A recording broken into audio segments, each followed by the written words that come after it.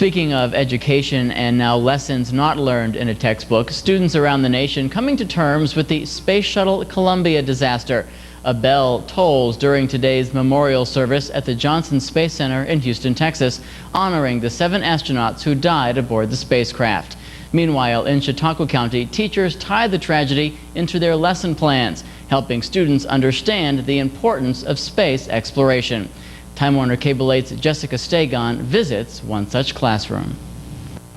I just kind of heard about it on the radio as I was driving on Saturday. But I mean, it was devastating. I just couldn't believe that I'd heard it. Many of these students, like Brent, weren't born yet when the Shuttle Columbia made its first launch. They were only a year old when the Challenger exploded. For them, space exploration seemed as common as airline flights, without the occasional crash, until Saturday. We have all gotten to assume that these space flights are fairly routine, and we hear about them going in and out all the time and doing research, and we don't pay much attention to it. Before these astronauts took flight, they said the value of scientific research and space exploration was worth the risk. Today, students at Southwestern High discuss whether their lives were too high a price to pay. What was really unfortunate is that, most Americans, they had no idea what the shuttle mission was or even who was on it. Despite the risks, most students here at Southwestern feel the government should continue to invest in its space shuttle program for the sake of science. But I think also they should put more funding into safety, and I think they should put more funding into seeing how they can use other ways to get into space besides the shuttle.